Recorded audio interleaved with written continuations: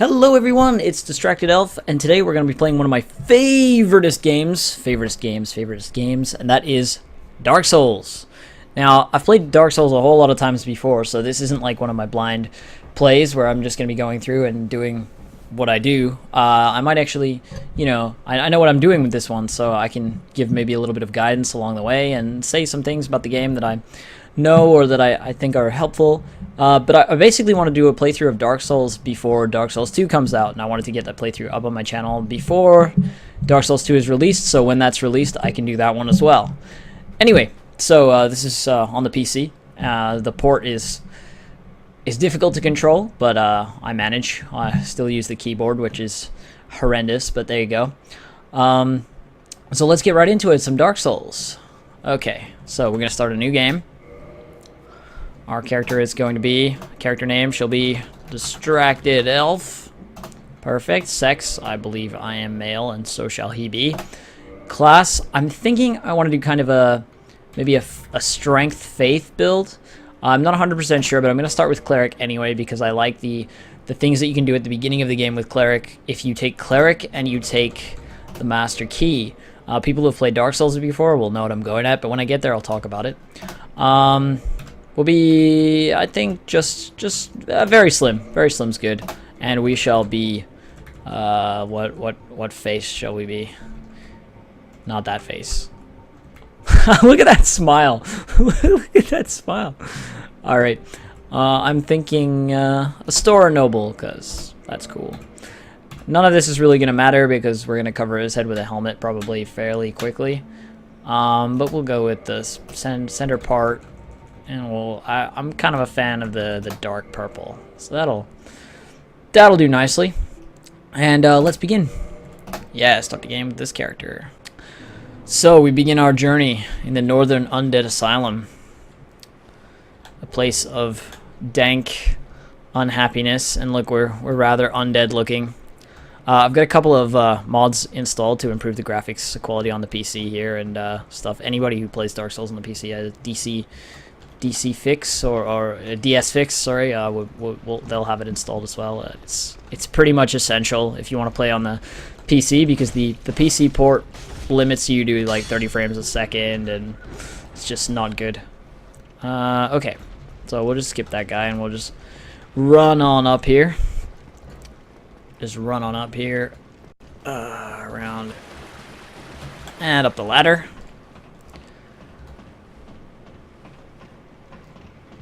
Okay. Now, with Dark Souls, your save points are these lovely little bonfires. And what these bonfires do is basically you sit at them and you can, well, if you have magic, you can attune your magic, but if you've collected souls, you can level up at these bonfires, and if you die, this is where you'll be put back. Every time you sit at a bonfire, all non-boss enemies are reset. Well, there are some exceptions, but most enemies are reset, so you can't use it to kind of go back and get your health and then come back and do the same thing again. Okay, so this first guy, the plan is don't fight him with a broken sword because you will not win. Head on down this way, grab the bonfire here. I don't think this is really an essential one, but I like to get it anyway because I am one of those people who grabs every possible bonfire they can. And head up over here, grab the shield. You equip the shield in your hand there. You can block now. So you run up here. This archer is going to run away. I chase him as fast as I can. Got a weapon that is not a broken sword, which is preferable. And head up here. Okay, the archer should be, yeah, he's right here. So keep your shield up. And wham bam. Dead zombie. Good stuff. So we collected 24 souls for that kill. Souls are basically both your experience and your money in this game. Whenever you have to do anything, you have to get souls. So head up here. There's a trap boulder that rolls down the hill and breaks open the wall for us. In here, there's a knight. He's done for, and he wants to ask something of us. So he says, "Yeah, sure. I'll hear you out, buddy." He's failed his mission. Keep the torch lit. Yeah, bunch of stuff that he says, and he gives you the Estus Flasks, which are basically your healing potions in this game. Every time you sit at a bonfire, they get regenerated, and you can reuse them. So I have 5. Some bonfires you sit at, like central bonfires or bonfires that you upgrade, will give you 10 or even more. Oh, it's locked. Did I forget to get the key? Yeah, I did. Okay, the knight. Oh, he's gone. The knight will also give you the key, but he seems to have disappeared. That's fine. So we'll head in through this doorway. And there's a couple more zombies in here. Nothing I can't handle with my wacky mace of wackiness. Boom. Boom. Oh. Oh, I got hit. Pathetic. Pathetic. Pathetic getting hit on the first couple of guys. The thing with Dark Souls that you always have to remember is no matter how strong you are and how weak you think the enemies are, they can kill you dead. Like, generally, you make a misstep and you get yourself killed, which I like about the game. It's one of the things I really, really like about the game, is that you always have to be at least a little bit cautious. So we step through here and we'll be like up above the big demon, and we'll jump down and we'll slam him with our mace from like a jump smash position, which is perfect. And then we have to just stay out of his way and club his butt,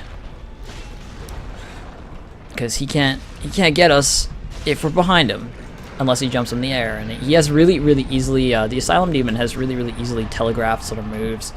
The set is not difficult to predict. Okay, so we got the big Pilgrim's Key and some humanity, and we can open the big Pilgrim's door and make our way out of the Undead Asylum, which is kind of your tutorial area for Dark Souls, and head on in up here. I may have missed some things on the side, but you know, don't read too much into that. Head on in over here. Only in the ancient legends it is stated, And we should get... that one day an undead shall be chosen. Oh, yeah. Snuggly! Snuggly, the giant crow, is going to come pick us up. Give us a lift away from the Undead Asylum and back to somewhere that doesn't suck quite so much. To the land of the ancient lords. The land of ancient lords. Lordran.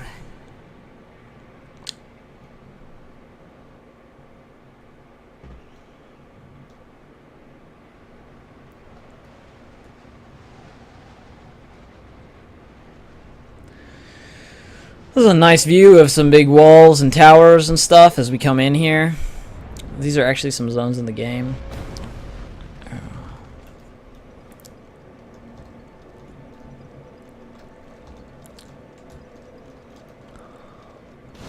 Okay, so we can kindle the bonfire, hopefully, when this prompt goes away. There we go.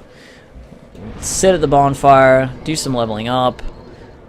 You see, you spend your souls basically to do. You can see, like, I'm spending souls to level up stats. Now I want. That's good. And maybe some strength. Yeah, that's perfect. Some strength and some dex bonus there. I'm aiming for a certain item. I can't remember the exact stats on it, but we'll find out soon enough. Because that's what I'm going to do. First and foremost, that's the first thing I'm going to do. So, we are going to go down this way. Down into the New Londo area. Which is not a place you want to go when you're first starting out, because there are ghosts in New Londo that you can only damage if you are cursed, or if you have a transient curse that you've put on yourself. But it's not the New Londo area that I actually want to go to. It's a place past the New Londo area that I'm going to use the Master Key to get into. Okay. So we'll just hop down here and go over this way. Perfect. Yeah, it's in there. And up and around. And it leaves us to this door. This perfect little door. We can use the Master Key on the door to enter the Valley of Drakes. Now, you can also go to Blighttown through there, but we're not going to go there yet. That's way, way past our our current skill level. Just gonna run through the Valley of the Drakes here, a little bit of a run, to grab an item, well, a couple of items from just in front of this big nasty dragon. Now, you know, it's a dead dragon, like what harm could it do, right? Well, this is Dark Souls, so it'll probably wake up and kick our ass, which is exactly what it does when you take these items. Now, I'm expecting to die here, and dying is okay because I'll be put back at the good old, whoa, okay. Grab the sword, grab the shield, yes, got all my stuff. Cool, and it completely destroyed me, which is what I was expecting. But I got a straight sword, and a Dragon Crest shield, which is what I was going for. You'll see I lost my souls. I had 187, and now I have 0. That's what happens when you die. You lose all your souls, and you have one chance to kind of go and collect them. But I got what I wanted. So let's check the straight sword. Oh, I'm pressing the wrong buttons. Let's check the straight sword. I have all of the stats I need. 10 strength, 10 dexterity, and 14 good old 14 faith. So I can equip the Astora straight sword, and I can equip the Dragon Crest shield, and I'm already looking a lot more powerful than when I first arrived. The Astora straight sword will help me a whole deal in the next couple of sections. Anyway, that'll be it for the first video, and I hope you guys tune in for the next couple that'll be coming through. For now, this is Distracted Elf saying bye-bye.